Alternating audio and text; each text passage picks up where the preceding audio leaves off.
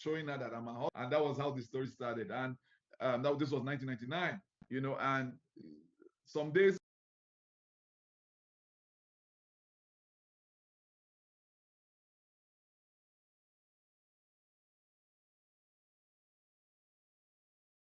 This meeting is being recorded.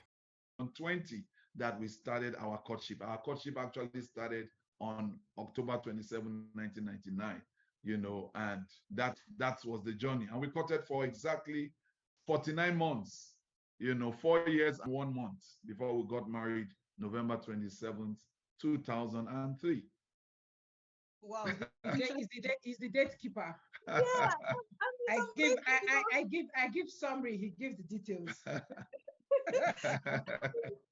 because many men don't remember dates. So immediately he was calling the dates, the time, the everything. I'm like, wow, a man with a difference. Well, interesting. So Yeah. when you got married initially, did you face financial challenges with as you got married, coming into the relationship, having children, those early years? Were there some form of financial challenges you faced? Okay, I think I will answer because, like she said, I give details. So, we just tell the story, it looks so smooth and sweet, but it was rough, my dear. Nancy, it was rough. So, this was the background story. So, we started courtship that day, and we're both serving, She was serving in Osun State, I was serving here in Lagos, then, rather. So, I was working in the oil servicing company then, and God told me that I should drop my resignation letter. That was in August of year 2000. God said, drop your resignation letter. And I went to tell my parents about it. They didn't like that whole episode. But I eventually dropped my resignation letter on November 16th, year 2000. And I stepped out of paid employment November 30th of year 2000. And that was how the journey started. Mind you, we're still not married then, but we had started our courtship. So it was a 4 years of turbulent courtship because, we did not get our parents to approve of us to get married at that time initially. So we went through all that rigor. And then by 2001, we both enrolled in Bible school, Wolfby, Winners Bible School, because we go to Winners. So we enrolled in the Bible school to hone our skills. God was calling us into full-time ministry. And from that year 2000, we call it the next 11 years of our lives we call it our 11 years in the wilderness. So to say it went smoothly, no. For the next 11 years, from 2000 to 2011, were very turbulent years in our marriage. So in those first 4 years, we were courting, and then we got married in 2003 by the grace of God. And then the journey started. It will interest you to know that when we got married, on the day of our wedding, I did not have a house to take my wife to. We didn't have accommodation. So we got married in Victoria Island, Air Force Officers Mess. And I didn't know where my wife was going to sleep that night. There was no house, no room, no anywhere to take my wife. But my wife is she's a very strong woman of faith. And then we just left Kufa Bayomi. Where do we go? Do we go east or do we go west? And then we drove out from there. I took the car and we drove in our wedding attire. And when we drove out of the premises, and everybody was looking at us on the way. Who are these married couples driving themselves on the road? And then we went towards mainland. And then we're like, where do we sleep tonight? And the Lord led us to Bible Guest House in Palm Grove. And that was where we had our first night. And cut the long story short, we started life up like that. After then, we went straight to MFM, Prayer City, for 5 days, dry fast, everything, separated from each other. She went to the female hostel, I went to the male hostel. And it was, a very, very wonderful journey. At the end of the day, we came back from MFM, and the chairman of our wedding gave us his boys' quarters. And that was where we started life together. One room together, no parlor, just that one room. And that was how we started life together.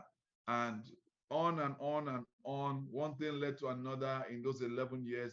And in those 11 years, what we were doing, we were fine-tuning God's work, God's call upon our life, the ministry he gave us, because it wasn't a conventional, normal ministry to just go and start a church. It wasn't a church. So how do you piece all that call and they work together? So that was how we started, you know, and for the next 11 years, we went on and on, you know, a lot of stories in between. I don't want to bore you with it. Wow. No, it wouldn't be a bore at all. I was interested when you said that your family didn't really approve initially of the relationship.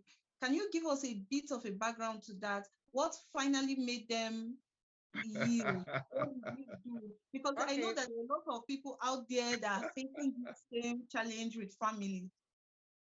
Okay, let me probably say a little bit about, families have values, traditions they keep, so when you come from that kind of a background that has like a certain and then you come with a deviation, and God is specialist at that. Yeah. God will break protocols. When God wants to move, he does his thing how he wants to do it. He doesn't need permission. He doesn't have to look at the human order or anything. So we were a deviation totally, from the family norm, what is expected, and the idea of two graduates, young people with so much promising future. You are coming to tell us God says you come and do ministry full time. What is that? What are you talking about? Meanwhile, that first, to them, it seemed like an act of irresponsibility as jobs. You can serve God, but that was not what God was asking us to do. So it was a question of either obeying God or pleasing man, as it were. And God will always test your loyalty, right? Because God will test you before he puts you into that work he wants you to be. God does not want a loyalty divided. You cannot love father, mother, brother, sister. We had that test very well, be above God. God comes first. His will comes first. What he wants must be the center point. And we were matured spiritually enough to understand that fact. But at the end of it, we also remember the fact that the Bible also said, honor your father and mother. Even in the midst of all of that, we never had any quarrels, any fighting, any disagreements with our parents. We just kept praying and committing the whole issue to God. And with time, God by himself made it possible. They agreed, they signed everything. We went ahead and we had our marriage. But for me, I would say those 4 years were really a time of God just grinding us, putting our minds in perspective, preparing us for the long haul, right? Because God is not an author of confusion. It's not. I remember once in the midst of it to meet one of my big sisters in the Lord, and I was like, "Whoa, I mean, why all this so much stress?" These were the reasons, these were the things I didn't want, and I was very particular about God. My idea of being able to marry God's will is planned for my life. I said, "Why is this so? Why is this so difficult?" And then that's when she made a statement. She said, "The fact that it is the will of God is the more reason why the devil will come after it." You need to say, because I hear marry the will of God and save yourself from trouble. There's some people even believe that if you marry the will of God, you may not need to do any work. Your marriage will just be smooth sailing because Happy ever after. in the will of God. Please, I need you to say this again. Like I said, I felt really too, this is the will of God. I'm in God's will. I'm his plans. Why do I have to face? Why am I facing so much adversity, so much contention? And I went to, like I said, a big sister of mine in the ministry. And she sat with me and she said, "My dear, the fact that you are so particular means you've attracted the devil into the equation. The more reason why he will fight it, the more reason why he will not want it to hold up, and the more reason why you have to be strong." And she made a statement that day.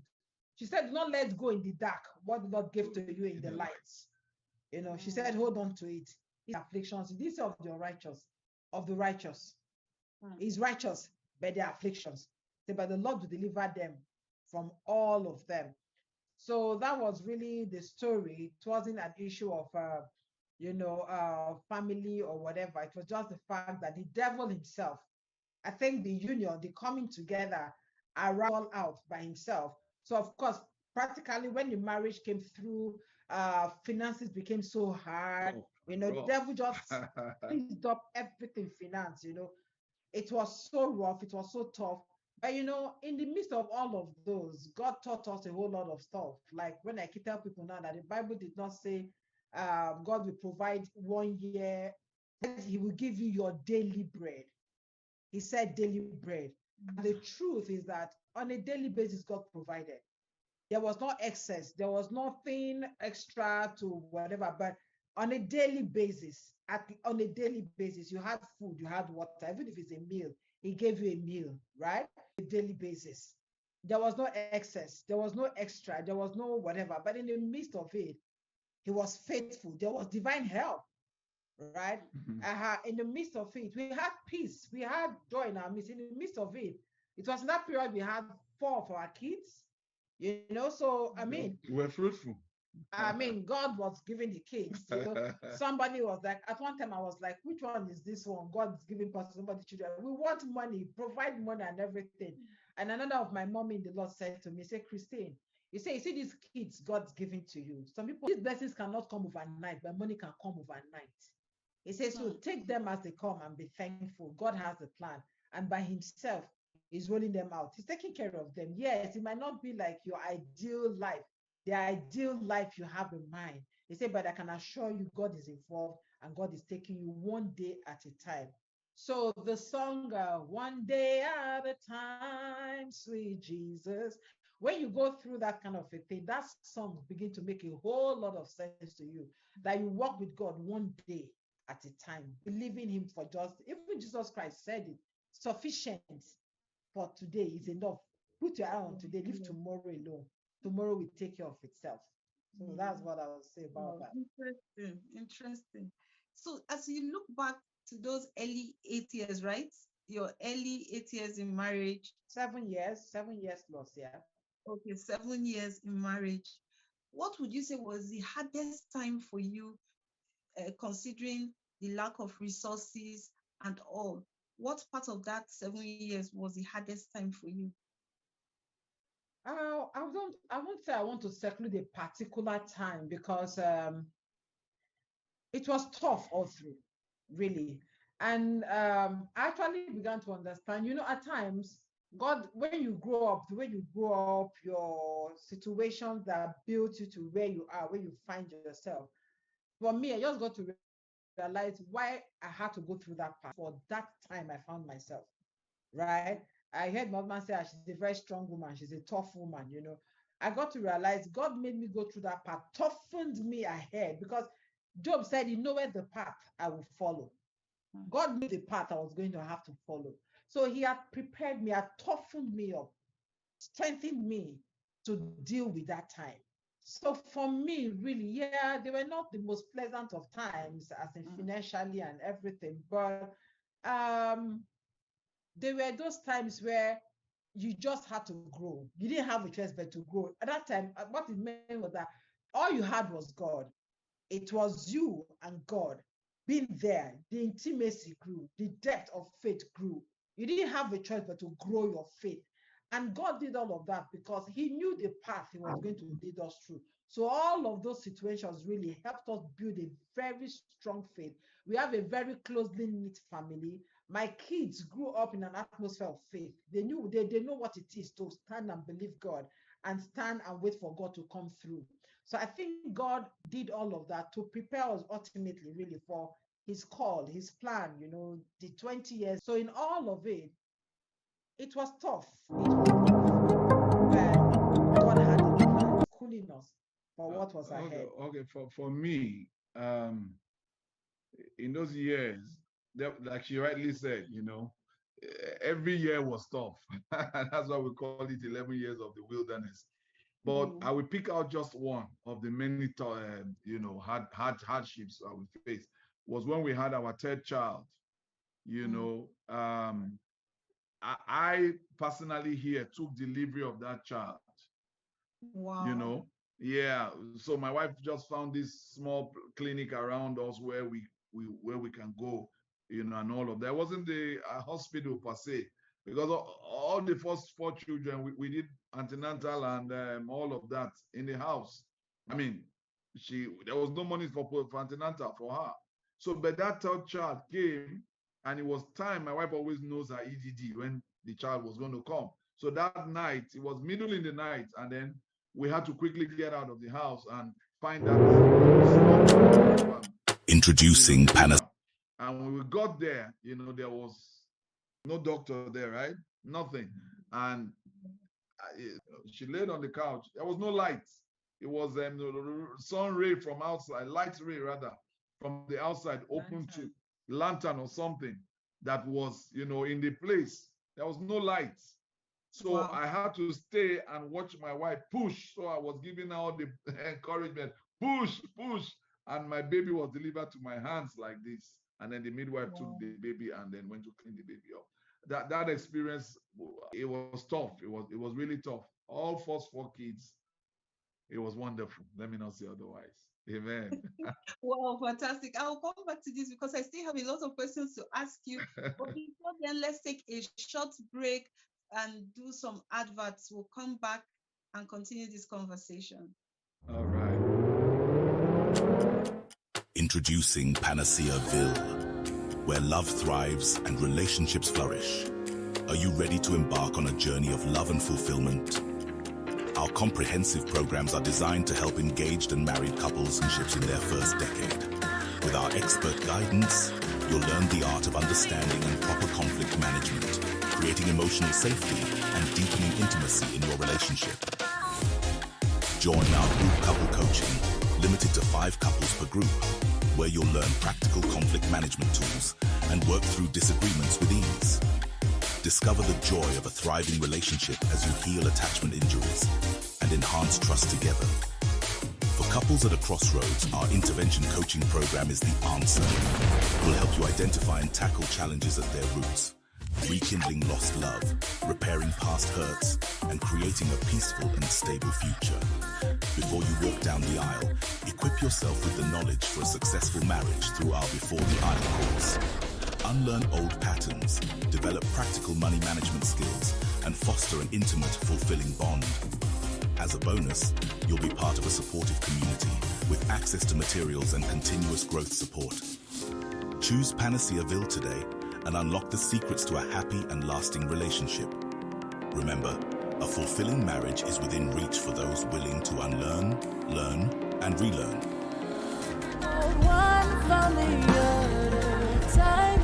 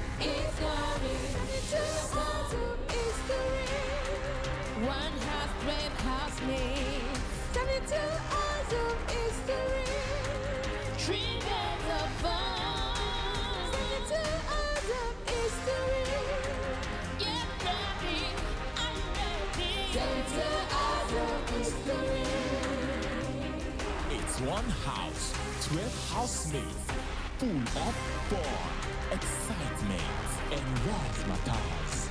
Are you ready? Lagos, are you ready? It's coming, we're coming. It's coming, we're coming. Let's go! Center eyes of history.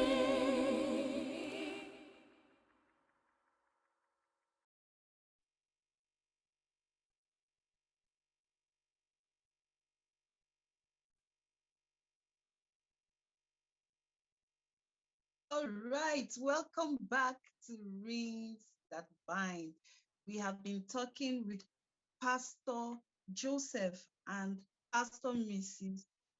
Christine Baiyekusi, and it's been interesting because they've been telling us about their story, the challenges they've had, especially in the early years of their marriage with finance. It's been an interesting conversation. If you're just joining us, sit tight and learn from this story. So, sir, as the both of you spoke concerning this hard time that you went through, I noticed some things specifically.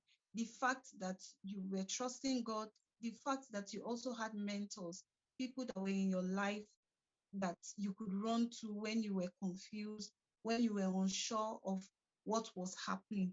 I also want to ask you, because this same thing you've experienced, another person will experience it and say, I'm out of this marriage. This is not what I was cut out for. This is not supposed to feel your union. How did you work into these challenges between the both of you, but it strengthened your union and kept. Okay. You see, we must also first and foremost, and we say this anytime we go to speak at marriage programs and stuff like that. You know what? Why did God was at the mind of God when He called, the first couples together, Adam, like we know, and Eve. There was a work in the hands of Adam. And then he was walking, and God said, hey, it's not good for man to be alone. I will make for him a helpmeet.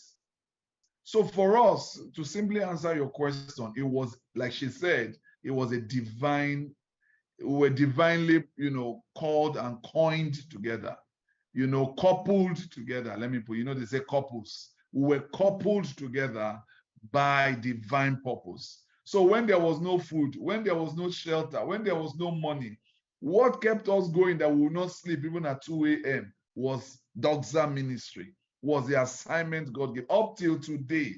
Up as I speak to you, right now, when we finish this presentation, we are going back because we have, a speaking engagement together on Saturday. We do this everywhere. So when you invite me for a speaking engagement, most likely you invite my wife. We are so coupled, in our calling, in our purpose, in our destiny. This is how God made it. So it just keeps us, bubbling together. Hey, every day, have you done this? Have you done, is your slide ready? Have you packaged this? Hey, she will call me. Have I done this? So there's always something that brings us together, whether you like it or not. God has so wired it up that way. Whether there's food in our stomach, whether there's money in our account, it's irrelevant to these couples, to this coupling. So simply put, divine purpose has, interestingly brings, and automatically it brings God even into your midst at all times. So basically that's what has kept us going. I don't know if she has anything to add. Yeah, what I would want to say is that marriage is how I want to get the right word to use. Marriage is a ministry. Marriage is a calling, really. Marriage is not a stroll in the park. I'll quickly say that, it's tough. Marriage is tough because even God has a problem with holding man to do what he wants to do. Yeah, because God gave man will. Yeah. I can tell God, I'm not interested. So talk less of two human beings who have their personal will, their mind, how they are brought up, what they think, what they feel, and so if God can have a challenge in that area, so me and you know that there'll be challenges really. And for marriage, because when I talk about the fact that I counsel as per marriage, I think I do more of that for people who are looking to getting into marriage. I love that aspect because you see, a lot of people are not prepared for what marriage entails. It's beyond just having children or having sex. It is beyond Mr. and Mrs. now. Or carrying a title. It's beyond that. Marriage is such a marriage is spiritual. So there's a lot of maturity because for me, this was my own indoctrination personally from God, because it would interest you that on my own, personally on my own, if I had my own way, probably I would have even gotten married. I was not that crazy about marriage. I was not that crazy about being married to somebody. I love God. I wanted to serve God, but I was willing to do just by myself and on my own because growing up, seeing a whole lot of stuff, I wasn't, there was nothing about it that was so attractive. That was so, because from beginning, I'm a very practical person. You know, I like telling myself my reality and the truth before me, you know. So I didn't see anything too overwhelmingly fantastic about it. So that was why going into marriage for me was a very, very peculiar and particular issue between me and God. I had to really take it up with God. It had to be the right person, otherwise, because I already have a mindset of I don't need it. I don't want, I'm not interested. So if it had not been in that order, God had to school me personally. And what God said to me was, when God created Adam, I mean, God was not good for Adam to be alone. It will never be, there's never a time when it will be good for Adam to be alone. And so God created Eve to be a helpmeet unto him. So what did God do with Eve? The shortcomings, the help that Adam needed, the things he had a shortcoming for, God put in Eve. So that when Eve appears on the scene, those aspects of his life can be covered or cared for. So the Lord said to me, whatever gift a woman has, whatever grace, whether it's your education, your beauty, your talent, you know, whatever it is you have that you think you have that makes you you as a woman, was put in there for the Adam that you are going to be an Eve to at one point in time. And the Lord said to me, if those things are not, if he's not benefiting from them primarily as the first person, he said, then you are a failure. And then the other thing God said to me was, the only reason why Eve came into the picture in the first place was because Adam had a need. If Adam didn't have a need, if number one, Adam didn't request for Eve, if you read your Bible. True. Adam did not go to God and say, God, I need a help where I need Eve. That was why when issues came up, Adam said to God, the woman you gave me, I didn't ask you for. You were the one that brought her because you felt there was a need. So it was the need of Adam that necessitated Eve in the equation. So it wasn't Adam that requested for Eve. It was God that brought Eve into the equation to meet the need of Adam. So God said to me, in marriage, your whatever you do is unto me, not unto Adam. I am the one that keep the scores. I'm the one that mark your book to see whether or not it is not Adam. Adam may never see your need because he never saw it from the beginning. I saw the need, not Adam. So if you are living and waiting for Adam's approval before you feel you are doing what you ought to do, he said, then you might most likely fail. So when the scripture that says, whatsoever we do it as unto the Lord, who sees your work, who will reward you, not Adam. Not Adam. So that was my schooling into marriage. That was my training, God for yours. But he proved that to me from scripture. So marriage is a ministry, is a calling to serve God's purpose in a man's life.